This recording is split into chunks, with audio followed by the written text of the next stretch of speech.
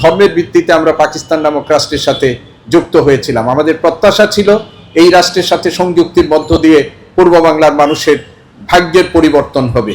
কিন্তু আমরা দেখলাম পাকিস্তান নামক রাষ্ট্র প্রতিষ্ঠার অব্যবহিত পরেই পশ্চিমা শাসক গোষ্ঠী তাদের অগণতান্ত্রিক মনোভাব, তাদের স্বেচ্ছাতান্ত্রিক মানসিকতা এর বহিঃপ্রকাশ ঘটিয়ে পূর্ব বাংলার মানুষের উপরে প্রথম যে আগ্রাসনটা চালিয়েছিল সেটি হচ্ছে সাংস্কৃতিক আগ্রাসন। আমরা এমন একটা জায়গায় দাঁড়িয়ে আছি, সেটি ঢাকা বিশ্ববিদ্যালয়ের শুধু ক্যাম্পাসের একটি অংশ নয়, আমাদের জাতীয় ইতিহাসের এক গুরুত্বপূর্ণ অংশ হচ্ছে এই ঢাকা বিশ্ববিদ্যালয়ের কলা অনুষদের এই বটতলা। আপনারা জানেন যে 1970 সালে আমাদের যে জাতীয় এবং প্রাদেশিক নির্বাচন অনুষ্ঠিত হয়েছিল, সেই জাতীয় এবং প্রাদেশিক নির্বাচনের ফলাফল মেনে নিয়ে পাকিস্তানি স্বৈরাচারী শাসক গোষ্ঠী যখন এই ফলাফলকে বানচাল করার জন্য ষড়যন্ত্রে লিপ্ত হয়েছিল, রুখে দাঁড়িয়েছিল এই অঞ্চলের মানুষ। 1971 সালের 1 মার্চ 3 মার্চ অনুষ্ঠেয় জাতীয় পরিষদের ঢাকায় অনুষ্ঠেয় জাতীয় পরিষদের অধিবেশন ইয়াহিয়া খান যখন অনির্দিষ্টকালের জন্য স্থগিত করেছিলেন, প্রতিবাদে রাজপথে নেমে এসেছিল পূর্ব মুক্তিকামী মানুষ এবং তাদের অগ্রণী ভূমিকায় ছিল ঢাকা বিশ্ববিদ্যালয়ের ছাত্র শিক্ষকগণ। এবং আমাদের আজকের সৌভাগ্য, এই যে মঞ্চে দাঁড়িয়ে আমরা কথা বলছি সেই মঞ্চে এমনই একজন উপস্থিত আছেন যিনি 1 মার্চে ইয়াহিয়া খানের এই অনির্দিষ্টকালের জাতীয় পরিষদের অধিবেশন স্থগিত ঘোষণার প্রতিবাদে রাজপথে নেমেছিলেন।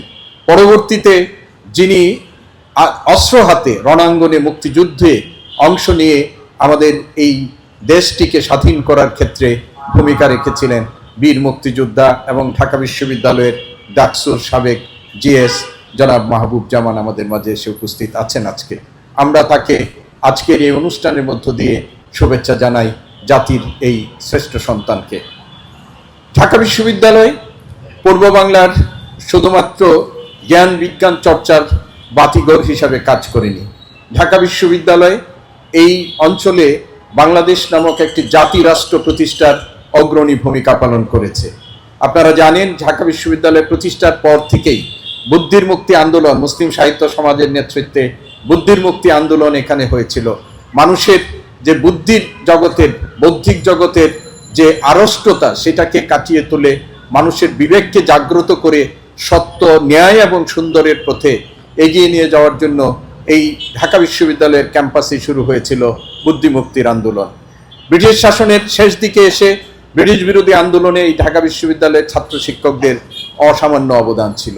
47 সালে ভারত বিভক্তির পর আমাদের ভৌগোলিক সীমারেখার বাইরে যেয়ে আমরা পাকিস্তান রাষ্ট্রের সাথে আমরা যুক্ত হয়েছিলাম। আমরা সকলেই জানি যে জাতি গঠনের কতগুলো মৌলিক উপাদান আছে, সেই মৌলিক উপাদানের অনেক গুরুত্ব উপাদানকে আমরা অস্বীকার করে কেবলমাত্র ধর্মের ভিত্তিতে আমরা পাকিস্তান নামক রাষ্ট্রের সাথে যুক্ত হয়েছিলাম। আমাদের প্রত্যাশা ছিল এই রাষ্ট্রের সাথে সংযুক্তির মধ্য দিয়ে পূর্ব বাংলার মানুষের ভাগ্যের পরিবর্তন হবে।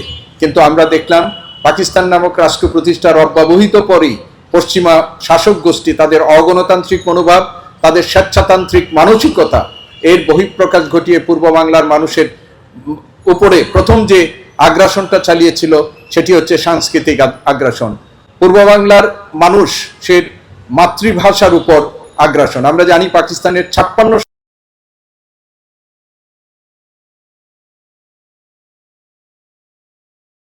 নয় অন্যতম রাষ্ট্রভাষা দাবি উপেক্ষা করে 4% কম মানুষের ভাষা উর্দুকে এই অঞ্চলের মানুষের রাষ্ট্রভাষা হিসেবে চাপিয়ে দেওয়ার অপতৎপরতা শুরু করেছিল।